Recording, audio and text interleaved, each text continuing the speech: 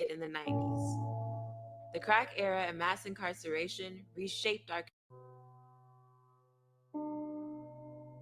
What was it like being a black kid in the 90s? The crack era and mass incarceration reshaped our communities. And too often, black kids weren't seen as kids at all.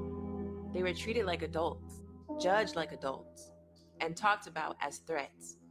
They are not just gangs of kids anymore. They are often the kinds of kids that are called super predators. No conscience, no empathy. We're talking about a group of kids who are growing up essentially fatherless, godless, and jobless.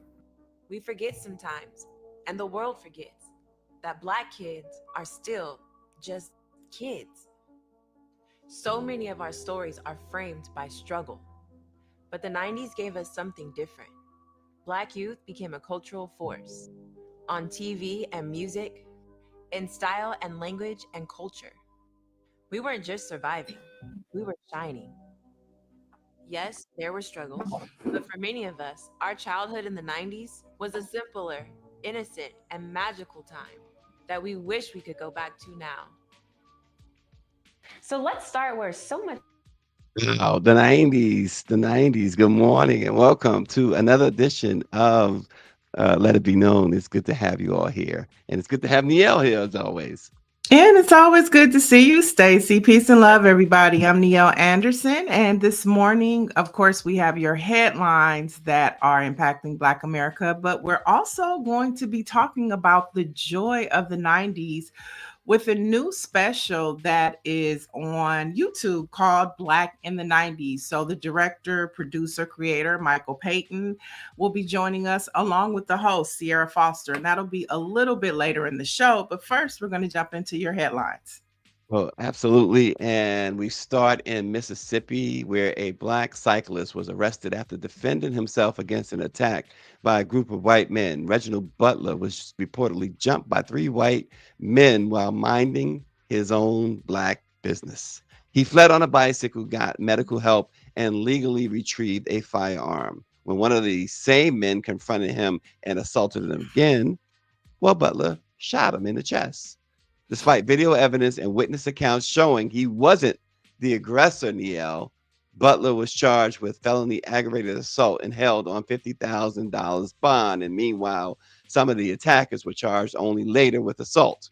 Even though authorities confirmed Butler acted in self-defense, prosecutors still plan to take the case to a grand jury. So if stand your ground laws supposedly protect everyone, why does it seem black people are always the ones punished for surviving an attack? Yeah, for sure. Another case of being black in America. That's what that is. Yeah, well, it's they keep fighting on these they stand on these stand your ground laws only when somebody else is standing their own ground, it seems. So And color matters in America. yeah, it's absolutely insane. But I think we got a video. No, we don't. All right. Well, and then it gets no better as we move over to Memphis, Tennessee, where a black man was arrested and beaten on his own porch after officers claimed that he was the aggressor. Mario Shaw says he was arguing with a neighbor when police showed up. Now, doorbell footage showed Mario Shaw telling them, "Get out of my yard," before an officer sprinted toward him, threw him off the porch, punched him in the head, and held a stun gun over him.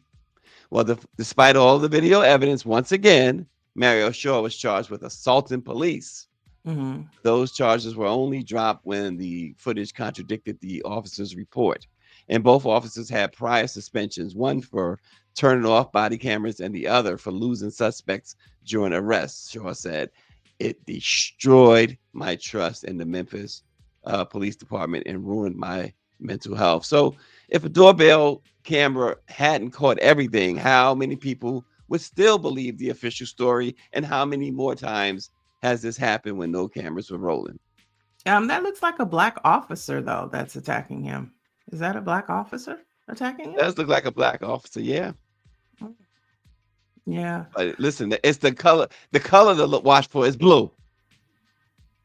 Well, I mean, that's what we talk about when we say police sanctioned violence. And that's not the first time that Memphis officers, Black officers in particular, have assaulted a Black man for no reason. We just had the case where the 4 Black officers were found not guilty. But yeah, I mean, this police sanctioned violence is only going to get worse because of an administration that we has that perpetuates violence against people of color. And then we've had Brian Bentley on, who's a former LAPD officer, that says that the power that you have when you put on that suit, it goes beyond color. It's just like a horrible addiction to have power and to be abusive. So I mean, it's horrible, it's horrific. And I don't know if we'll be able to do as much now, because we have an administration that is not in favor of the people, but more in favor of police sanctioned violence. Yeah, absolutely. And Orange G says that the female Black police chief in Memphis needs to be fired. Um, Black and Latino cops show out for white police, is what he said. And look, there's plenty of evidence to back up those claims right there. That's for sure. We've seen enough. So, also, this morning, a major global study just confirmed what many, we're going to switch gears, folks, from all the violence to our health, because this global study has confirmed what many suspected, that the obesity crisis isn't mostly about people moving less, it's about people eating more. Researchers looked at over 4,200 adults across 34 populations and found that after adjusting for body size, total energy use doesn't drop much in wealthier countries. Fundamentally, weight gain results from consuming and absorbing more calories than are expected, according to the authors.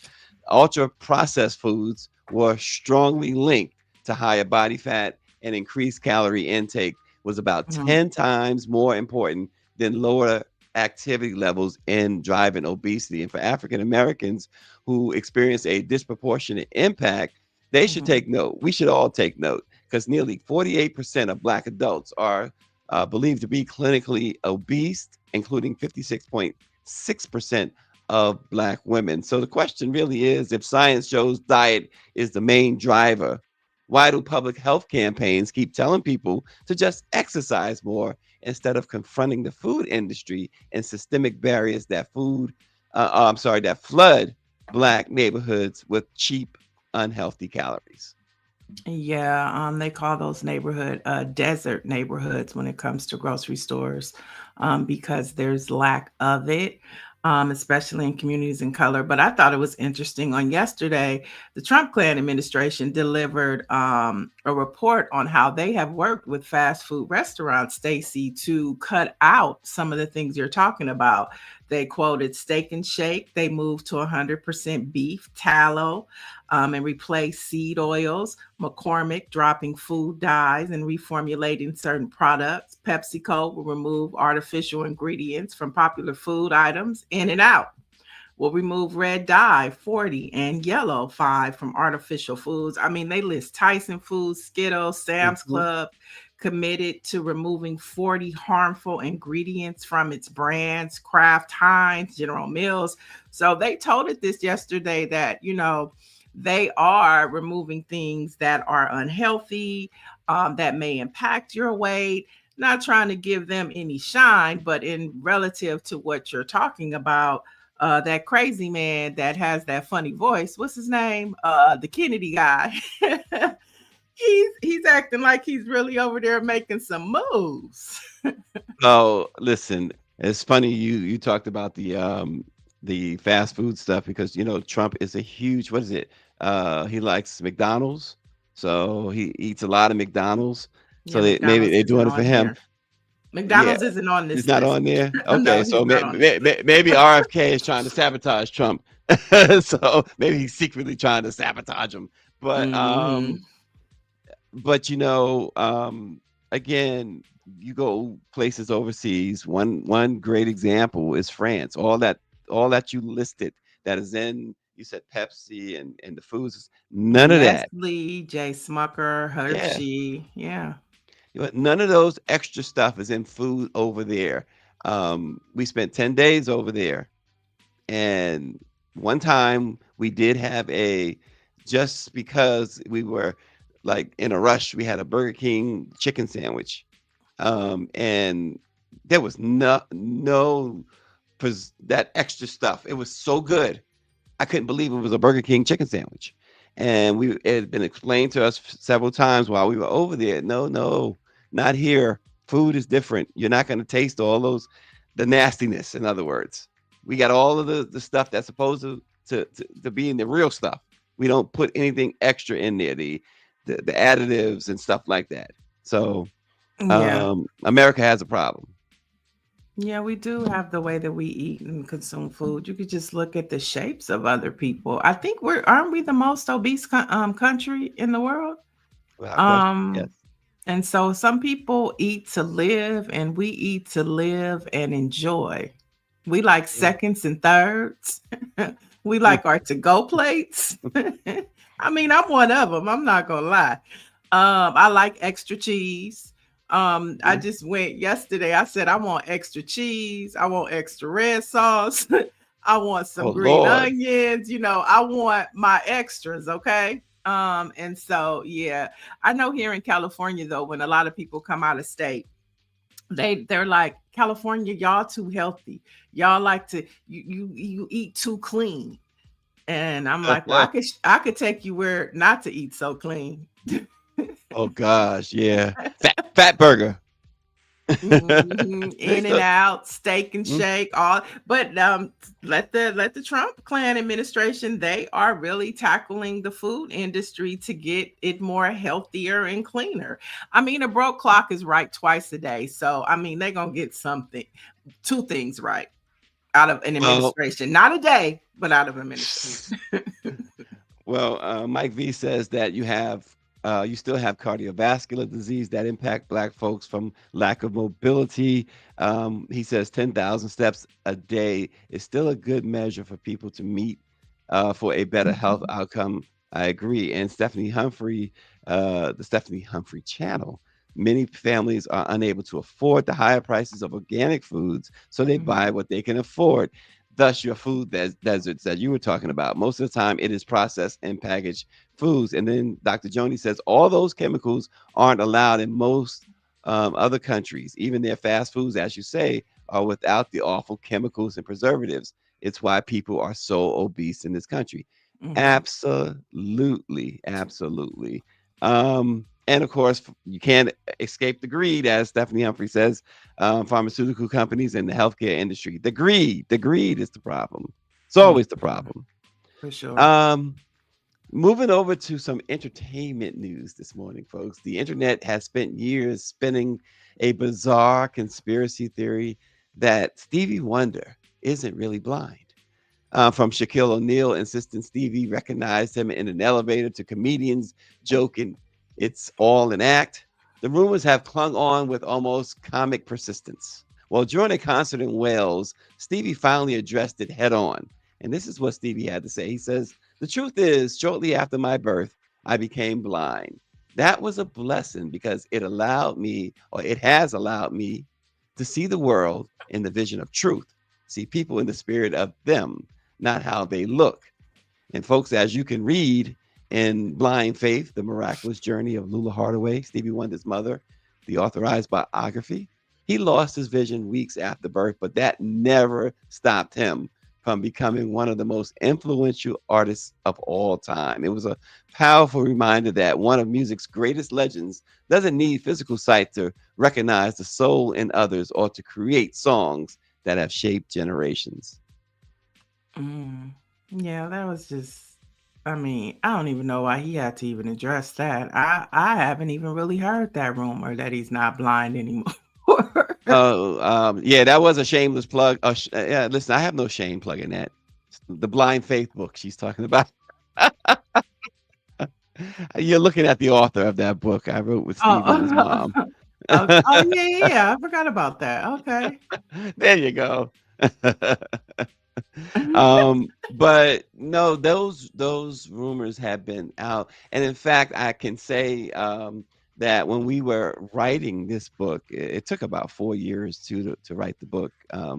But working with Stevie's mom, I worked with her much more. It was really her project, so I worked with her much more than I worked with Stevie.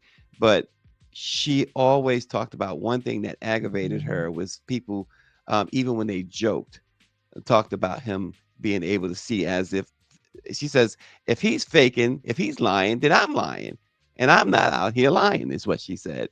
Um, and as noted, Shaquille O'Neal was the most recent that I heard go in about Stevie not being blind, but Stevie lost his sight almost immediately after birth. And it's interesting because he's not the only um, visually impaired or blind person to say what he said about how it allowed him to really get a greater sense of other things. Mhm. Um, he had a normal, with the exception of course, his impairment.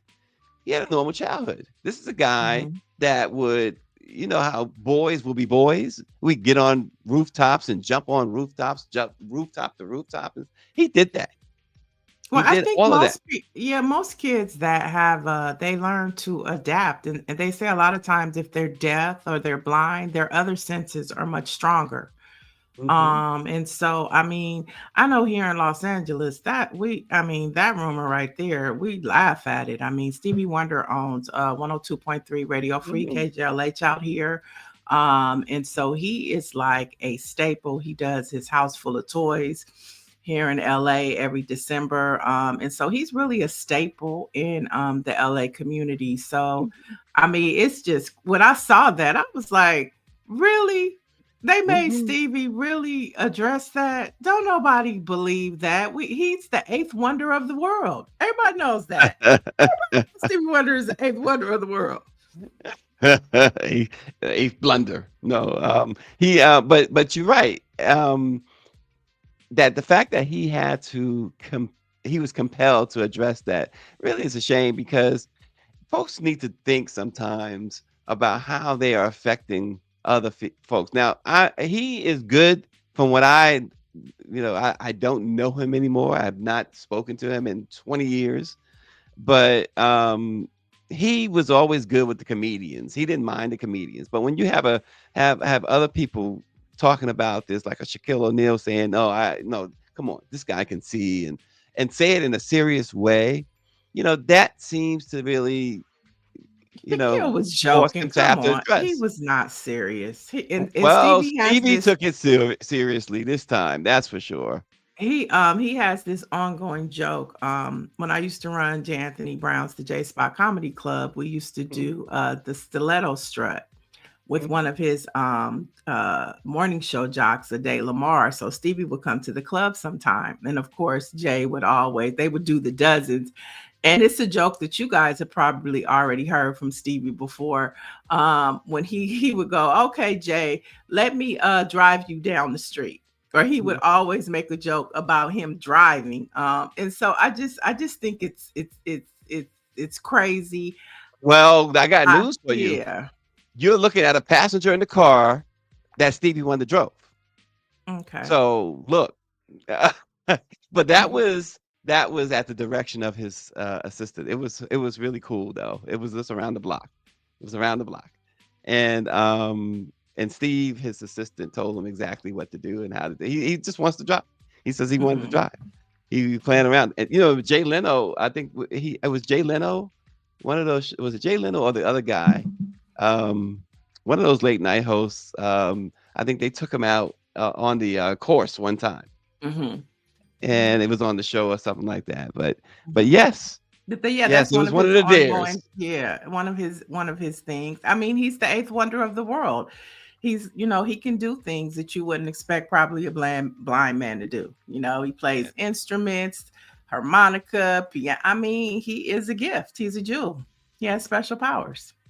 Well, I just remember back in the 70s, and this guy, every time they called, and it seems like every time a Grammy or American Music Award, it was his name being called as the winner. This guy, Yeah. the music he made was just, it's legendary, absolutely Yeah, if you legendary. guys wanna watch a fun thing, a fun, story, watch the We Are the World, documentary on Netflix. And it's with, Michael Jackson, Lionel Richie, Stevie Wonder, and it's the story about how when Michael Jackson, well, the making of We Are the World, how it came together with Quincy Jones. And it's sad that, Michael's gone, Quincy's gone, but how Stevie Wonder wanted to be a part of the project, but he came too late. And it's just interesting to No see how surprise. how his colleagues interacted with him when he showed up and he was the prankster. But I mean, I just think it's a great story about how all those legendary artists were able to come together. But Stevie Wonder, he was kind of mad because the song was done when he Yeah. decided to show up. And Lionel Richie and then Michael was like, the song is done, bro. We don't need nothing else. And he wanted to add like an African chant to the song. And they ended up doing it, but it's a fascinating story. Great story. It was after the American Music Awards when they all came to Yep. the Hollywood studio. And so it's called We Are the World. It's on Netflix, but great story about Stevie and his peers. Well, you mentioned the African thing. He has, people talk about Africa, and he has lived it. He Mhm. loves Africa, and that's a genuine love of the continent that he has. So it's For not a, sure. so moving on to, I guess, some more health news before we get to our guest this morning. Black mothers are dying at over 3 times the rate of white mothers, and most of those deaths don't have to happen. After 24 years as a labor and delivery nurse, Anisha Smith decided enough was enough. She's using her own money to build platforms that empower doulas and birth workers to stand in the gap. And a quote, she says, Black mothers aren't being heard, and it's our babies and families who pay the price. Through Kendrick Connect, she's given maternal health professionals the tools to run sustainable practices, fight burnout, and bring culturally competent care to the people who need it most. So, how is it, Niele, that one nurse funding her own solutions is doing more to protect Black mothers than the entire health systems with billion-dollar budgets? I salute her, and I just continue to go back to 92%. Black women are always at the forefront. It's not just her. Here in California, we passed the Omnibus Act, which was led by Black women, which speaks to the lack of maternal support that Black women get in hospitals. I know on Capitol Hill, Lauren Underwood, who is a former nurse, she has been at the forefront of this with the Omnibus Act and always just advocating for Black maternal health. And statistics show that when Black people's primary caregivers are Black individuals, their health care is much better. Even the way things that are explained to us and the care, it's just better. And so it takes a village. And so I'm glad that she's doing that. But I think this is also a great way to support the whole concept for the solutions that the Omnibus Act provides. It's just sad that she might not be able to get the federal funding that Omnibus Act could provide for her because of this administration. Yeah. It's good to hear about like the Momnibus Act you're talking about. And the problem is a good thing, but the problem is, you know, Black women's health especially has been ignored forever. And we're just getting, like you said, Lauren Underwood's doing what she's doing. This young lady is doing what she's doing, but the system itself has let Black women down forever, and Well, that's really the bottom line. the healthcare system has let Black people down. Was reading about Fannie Lou Hamer. They took her reproductive organs. I mean, that's a story that we really don't know about. But before she became the face of the voting system, and at the speaking at the Democratic National Convention, and I'm sick and tired of being sick and tired, it wasn't just Mm-hmm. because she didn't have the vote. She was sick and Right. tired. They took her insides out, okay, without her permission. You could think of Henrietta Lacks. You Yep. know what I'm Yep. saying? People are still surviving today because they did something to her that they didn't have approval. Think about the Mm-hmm. Tuskegee, the Tuskegee man.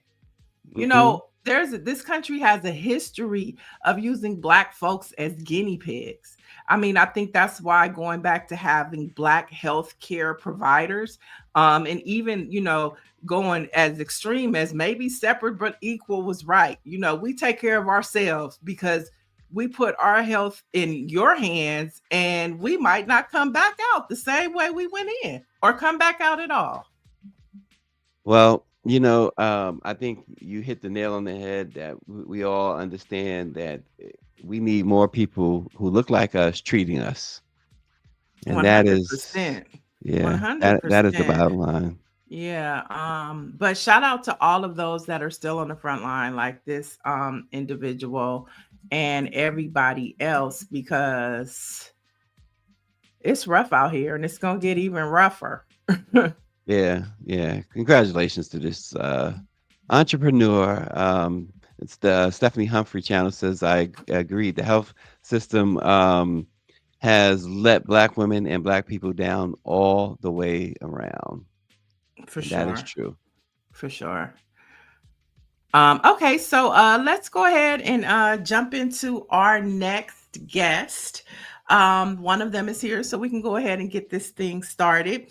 There's a new show out on YouTube, guys, called Black in the 90s. And it is filled with nostalgia, it's filled with joy and history. And joining us right now is the host of Black in the 90s, Sierra Foster, who is a actress, author, and the first Black woman to lead a comic franchise. Hi, Sierra. Welcome. Hi, God day. Good morning. Good morning. Thank you so much for having us. And I just love the conversation that you're having prior to this segment. Thank you for having us. And thank you for all that you do for our community. For sure. Tell us why you what struck you about the conversation. You're a Black woman. Talk to us. Oh Lord, where to start? I mean, so the thing is, so I'm an actress, but in 2020, my industry went on strike, and SAG, my union. And so I needed to work, full transparency. Like I needed that coin, but I wanted to always aim for impact. And I saw the need for teachers and for quality teachers. And so I started teaching for the first time. And just the fact that the history component, I was a history teacher. A lot of people don't understand where we are because they don't understand where we came from. And one of my favorite quotes was by a philosopher named Edmund Burke, and he said, a history that we fail to learn is bound to repeat itself. And so I just really appreciate that folks like yourselves are having these dialogues in present day and say, no, we are going to talk about this. I even wrote a history book. Like, I'm very big on it, particularly our history, because our history is not just Black history, but it's American history. And that's why that part, we are American history. Yeah. So I think Michael is here, and we're getting him joining. Hey, Michael. Good morning. Hey, Payton.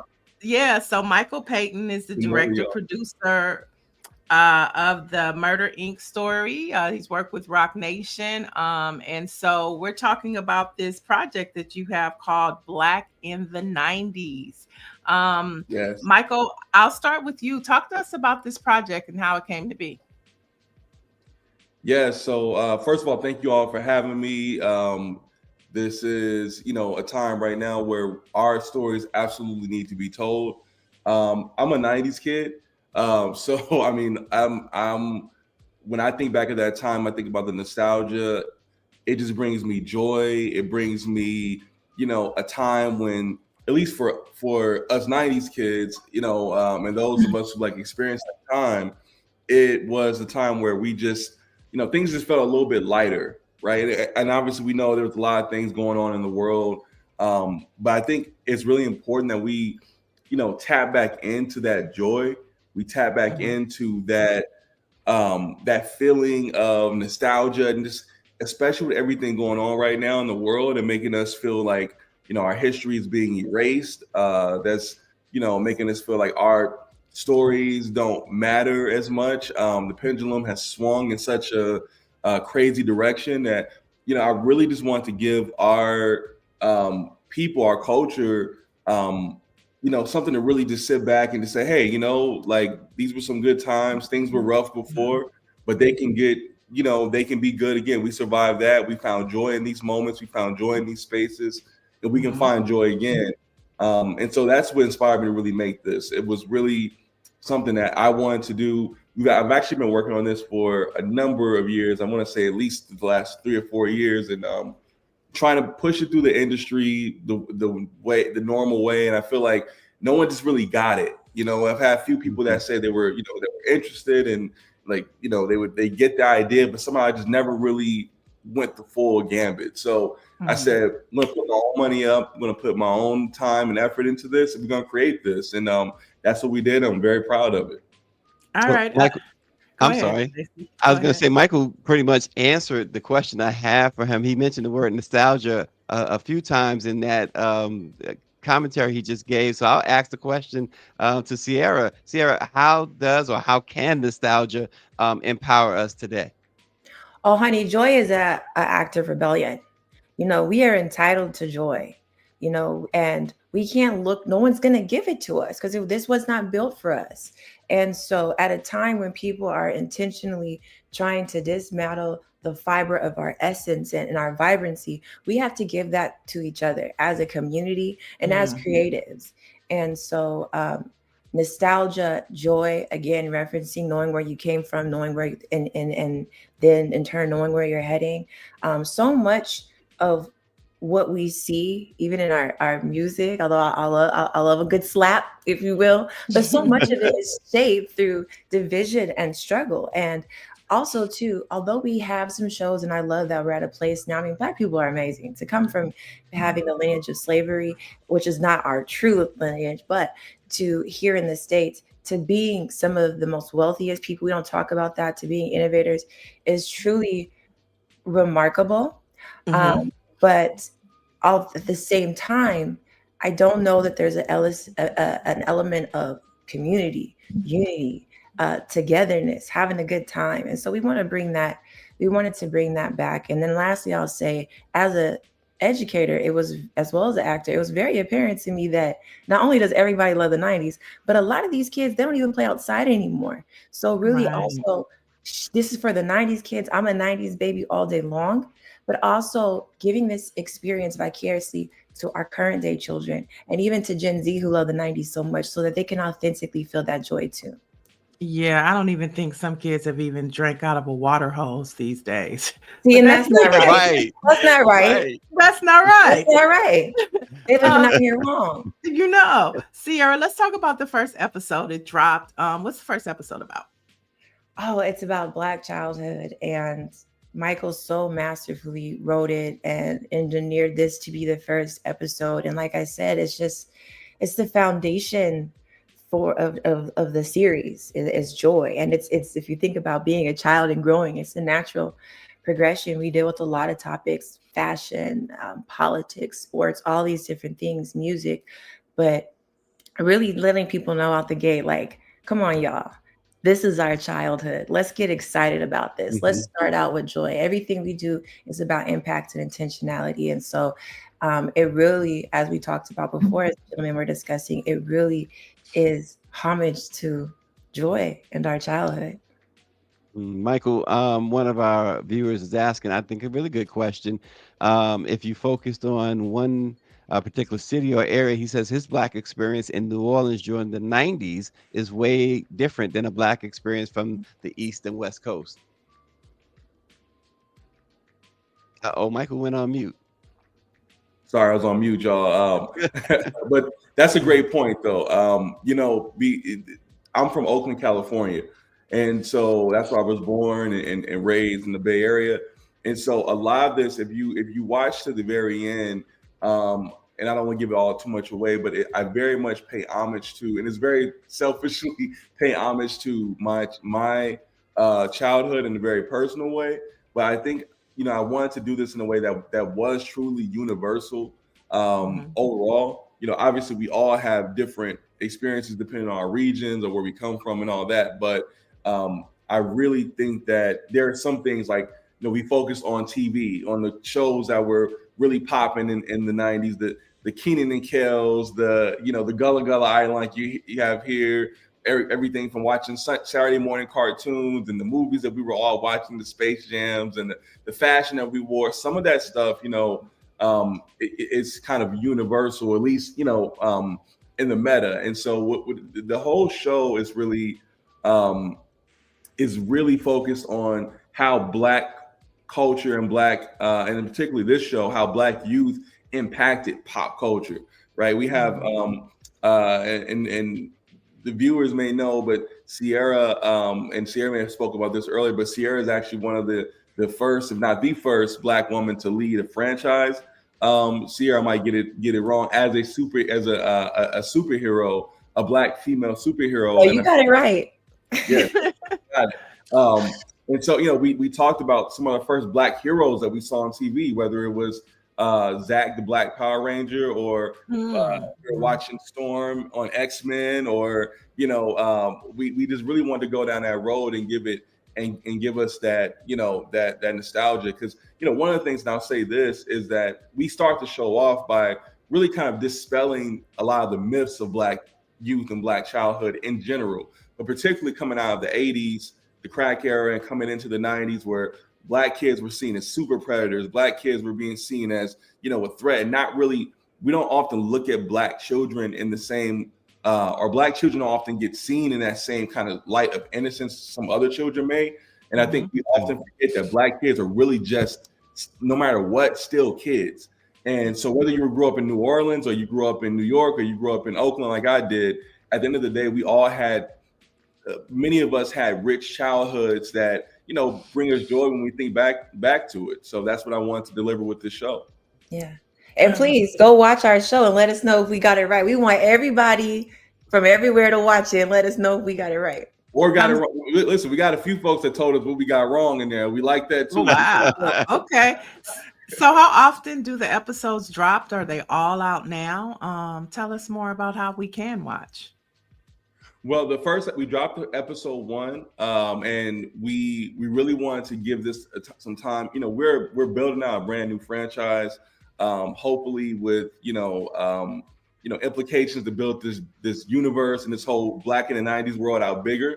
Every episode will feature a different topic. Obviously, if you are familiar with the CNN decade shows, like every episode is a new topic. So we want to let this one simmer a little bit. And I think we'll kind of get the vibe from the culture, and then we'll decide when we're going to drop episode 2. We really want to just make sure that episode 1 gets through there, familiarize people with the brand, familiarize people with the topic, get people talking about it. And then episode 2 should be dropping very, very soon. But we just want to give this one time to breathe and let it matriculate through the algorithm. And, we're not backed by any major studio or anything. So we're doing this all on our own. So we want to give the culture time to really soak it in and create that demand. Yeah. May I add something to that briefly? Yeah, sure. All right. Thank you. I also want to say, we encourage people to have a dialogue about the show. We want people to talk about it. That's the essence of nostalgia. Like, oh, I loved Urkel. Oh, I wish they would have did more of this, because it's only 30 minutes and all the episodes are shot. This was a labor of love, and when you enjoy doing it, it's the best kind of work, right? And so, but prior to dropping the next episode, and any episodes we drop, we want people to have a discussion. We want it to spark memory and dialogue. So anybody who is from any region that's African American, and even folks that are not, right? Because we had such an impact on culture from 90s prior till present day. We want people to have a dialogue about the themes in the show, because we believe that people, just once it's out there, and we thank you all for this platform, and there's exposure, people are going to want more, and we have a plan for that too. Good. Oh, okay. And for both of you, either one of you can answer the question. What surprised you in making this series? Ooh.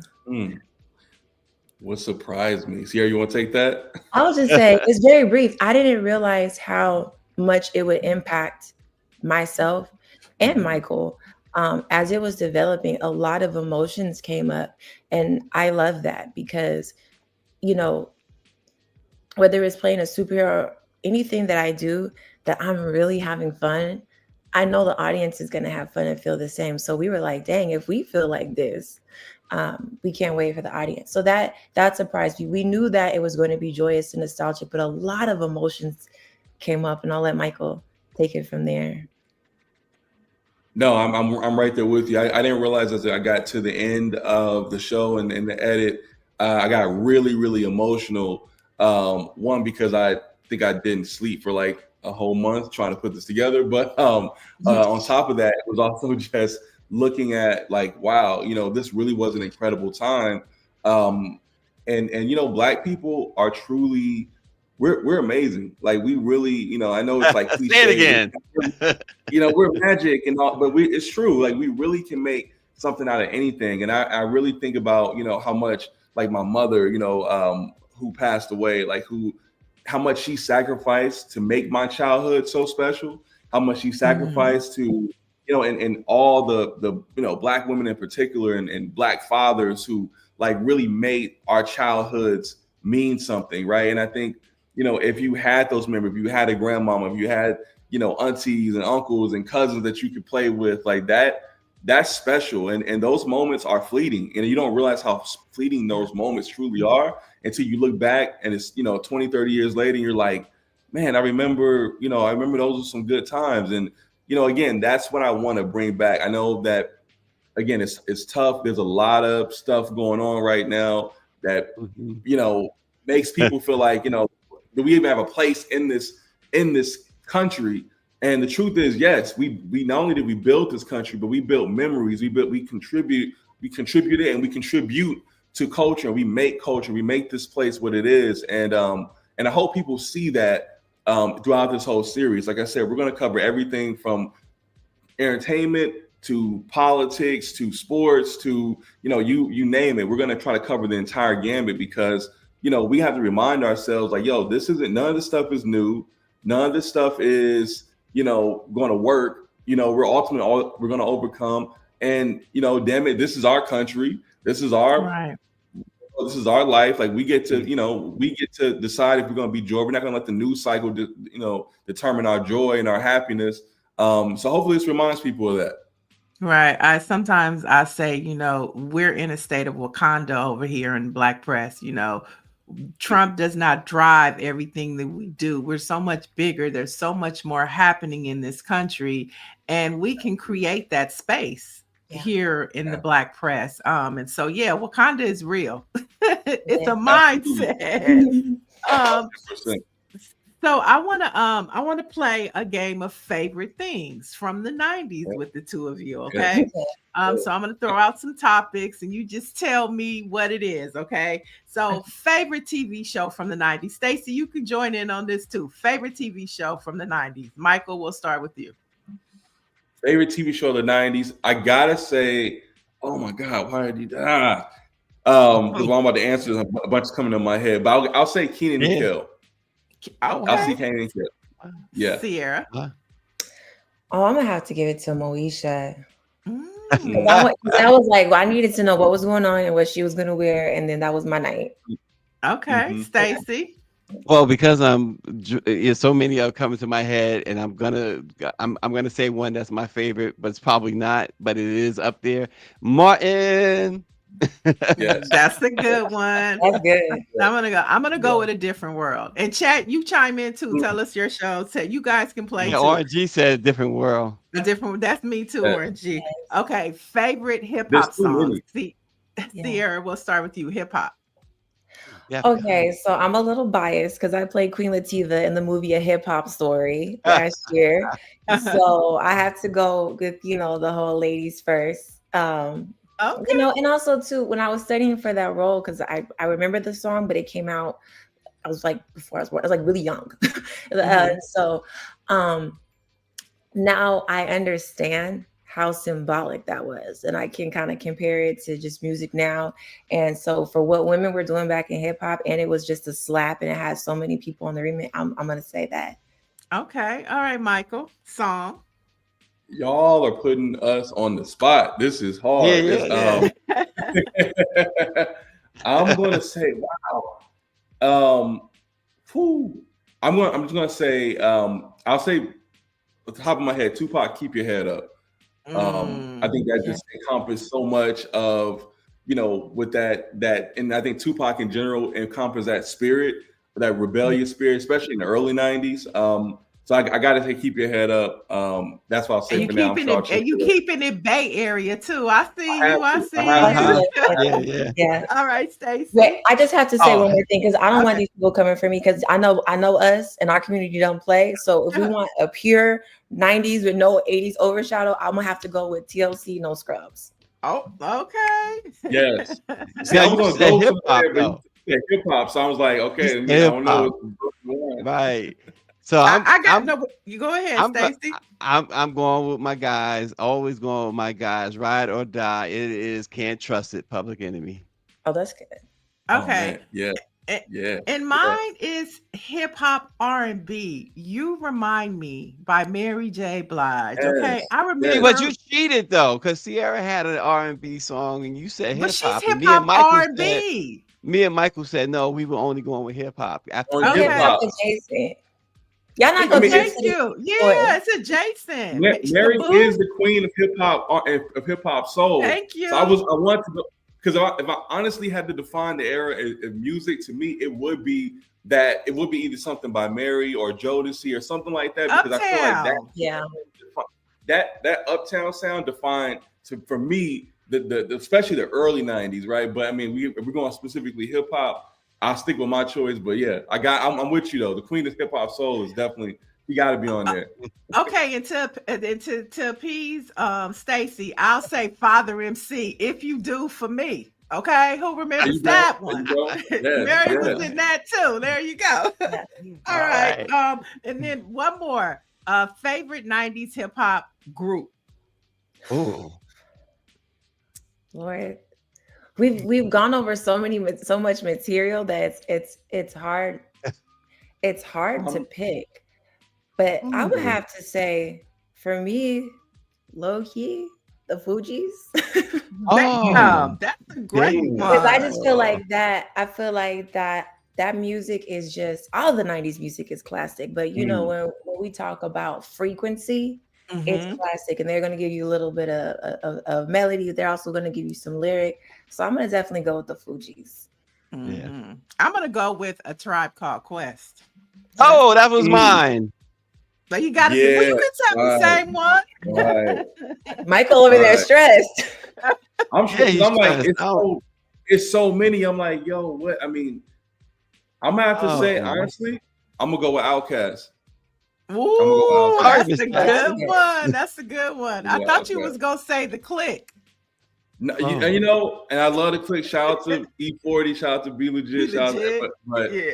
I mean, we keeping it 100. Outkast, that what they did over the arc of their career is, I'll say Outkast. And I'm sure I can go Ghetto Boys. I can just go on and on. But like I said, y'all put me on the spot. I'm sure somebody in the chat is screaming at me right now, but Oh, we got in the chat, we got LB, the Big Chill says Outkast, and then Orange says NWA. Y'all done Greer said Wu-Tang. Michelle Madison says Crime Mob, TLC, In Vogue. Okay. Yeah. Michelle went off. Yeah, she went off. Yeah, she went off. Hey, Michelle watching the show right now. Y'all took all of mine, so I'm gonna go. Only reason I'm gonna go with this group because I was in one of their videos, Bone Thugs and Harmony. Yeah. Okay. See you at the crossroads. Yes. Exactly. Yes. Nostalgia.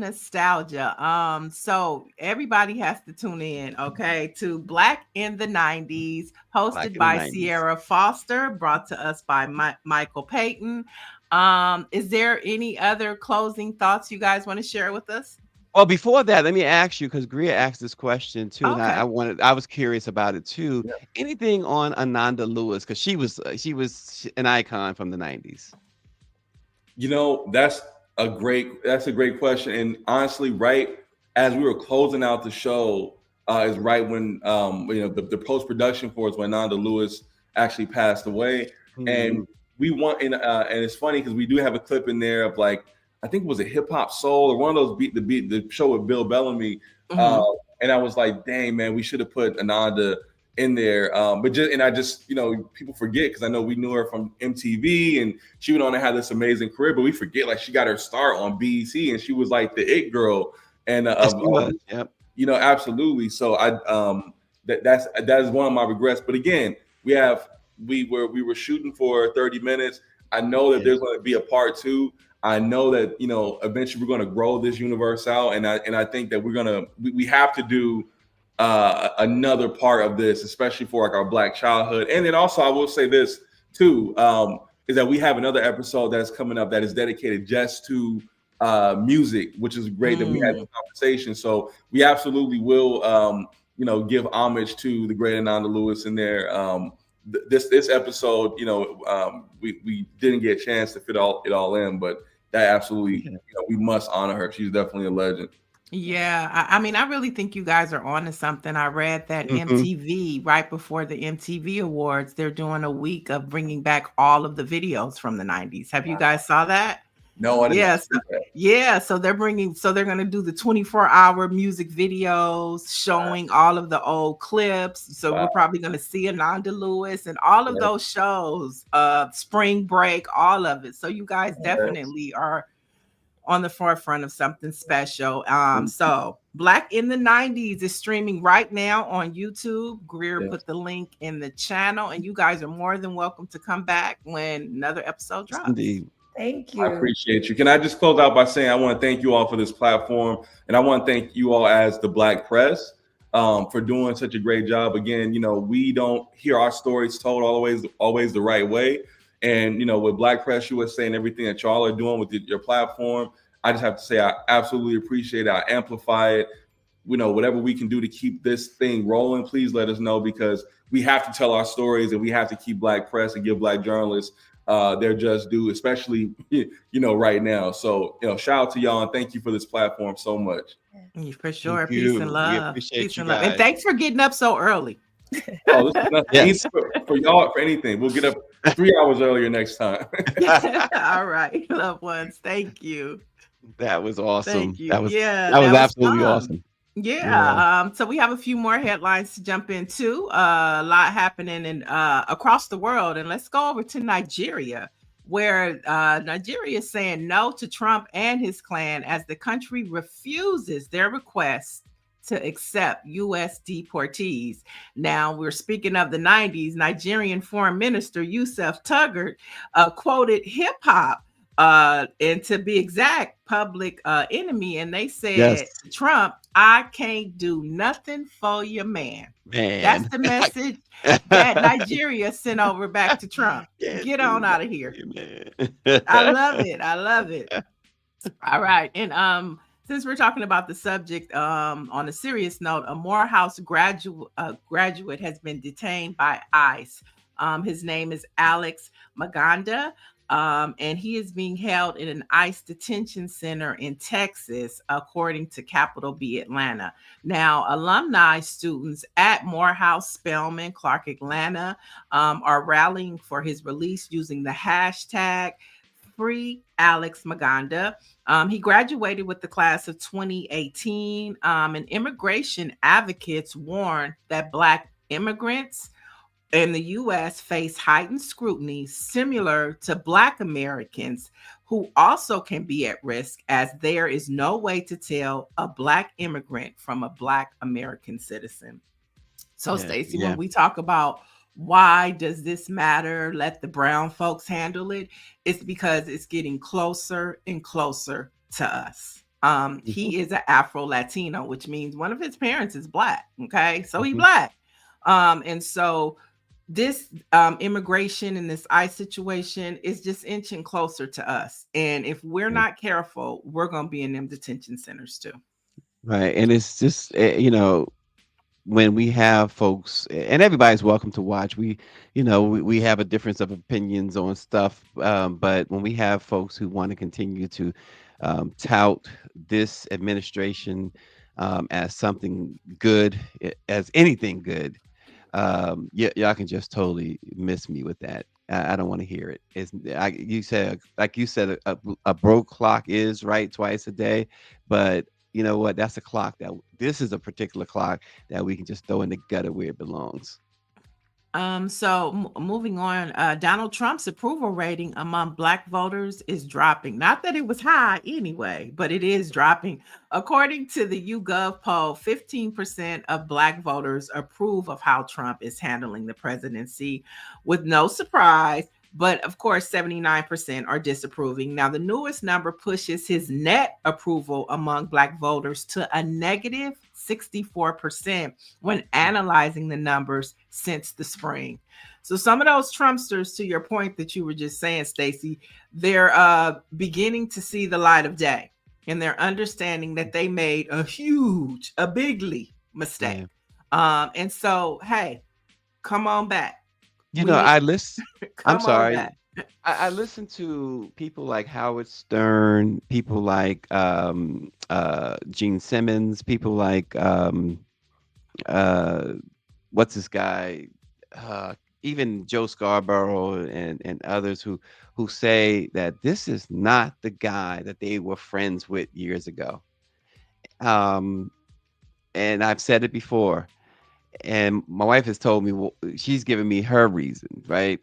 I said, this guy is so angry and so vicious to win, to be winning, because he's really financially he's winning, right? She Mhm. said everybody hates him, and most importantly, his family hates him. That's why he's so angry all the time. That's why he's so miserable and he's taking it out on everybody. And it makes sense to me. Nobody Mhm. likes this guy. And even those who have voted for him, who supported him, even those they voted and supported him, most of them, not all of them, because they wanted to make sure, they thought that, oh, black people, brown people, y'all gonna get it. And they getting it now too. So that's the only reason why they went for him. Yeah, and I just want to respond. I see your mama on these nuts. Got something Don't. to say? Oh my God. All I'm gonna say is this. All I'm gonna say is this. Before I'm a liberal, before I'm anything, I'm black. My politics are black. I Oh, advocate for there you black go. folks. And so all that I back and love it. forth, I'm not too happy with Democrats, can't relate to a No, she's not. Republican, and an independent, maybe I will be. But before I'm anything, I am black. And my There you go. politics are just that. Say it loud. Moving on, a proposal for a high-speed rail line called the Transcontinental Chief aims to connect Los Angeles to New York in just 72 minutes. Now, the project is planned to be What? privately Wait, what? funded 72 minutes? 72 hours. Oh, okay. 72 hours.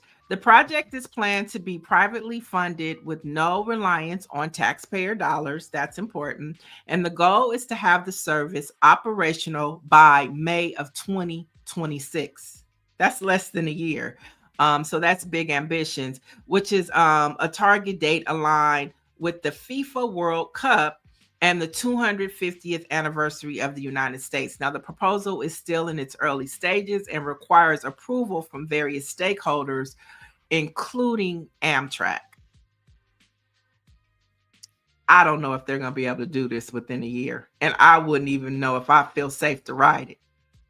I need it to be Yeah. tested, tested, But tested. listen, 72 hours. I thought for some reason I heard 72 minutes. You said 72 hours.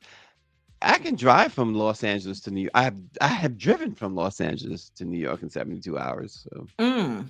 Hmm.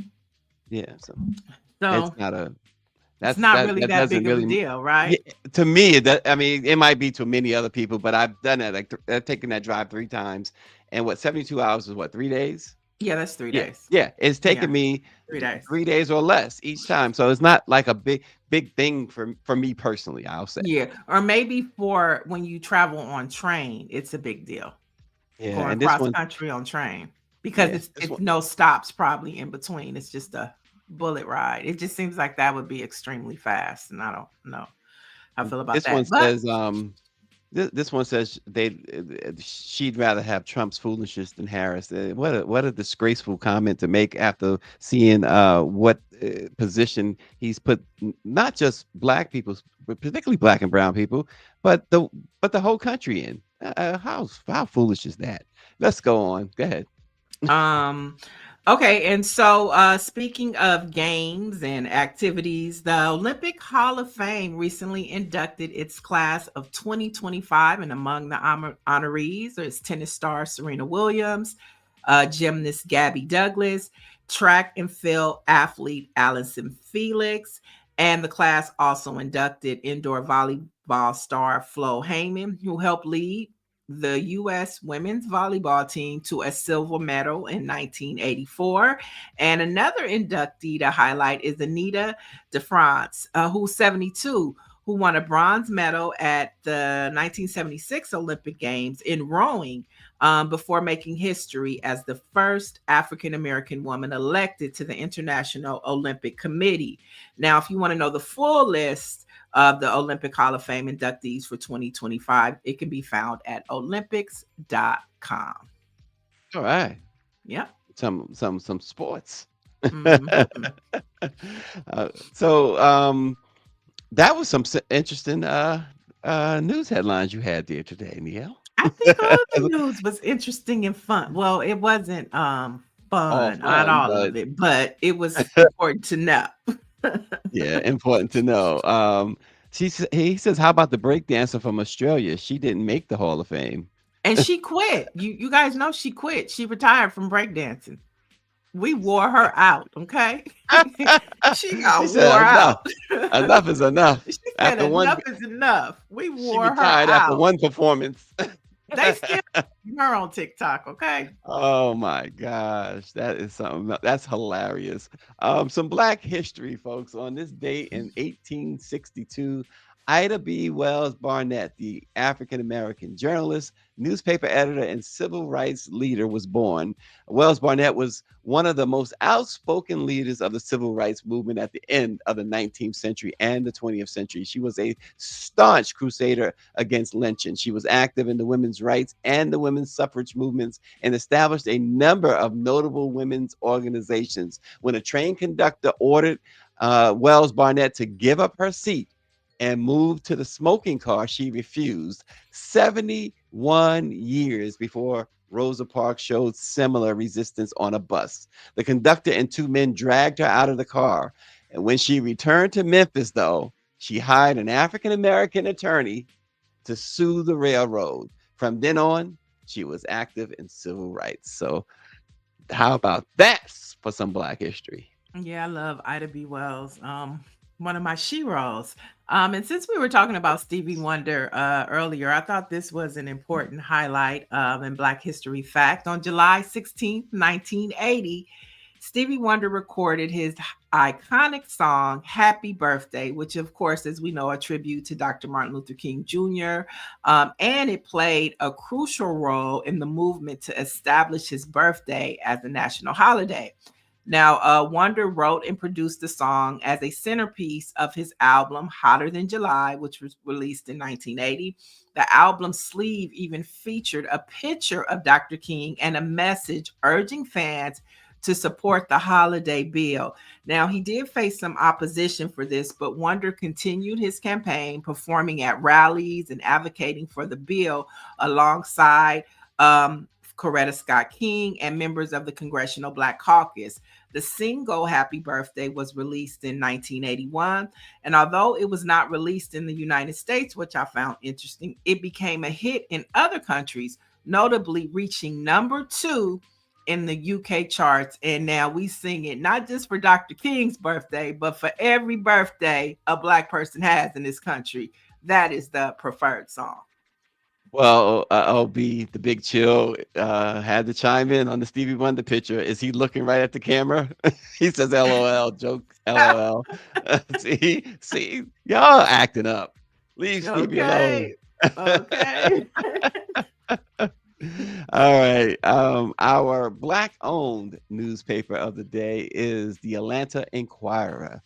Since its inception in 1960, the Atlanta Inquirer's motto has been, quote, to seek out the truth and report it without fear or favor. And it became not only an educational tool, but a distinctive, viable route of communicating news of, by, and within the Black community. Continuing to provide a voice for the voiceless, the Atlanta Inquirer, a recipient of numerous awards and commendations for media excellence and community service, remains on the vanguard to not only promote and initiate constructive change, but also remedy the wrongs and injustice endured by a collective people of society. So our Black-owned newspaper of the day is the Atlanta Inquirer. Check them out, folks. They're online, and if you're in Atlanta, the real chocolate city nowadays, you can pick up a physical copy of the Atlanta Inquirer. Yeah, and don't forget to check out Black in the 90s. Go watch it, go comment it. Get those numbers up so they can get them a distribution deal.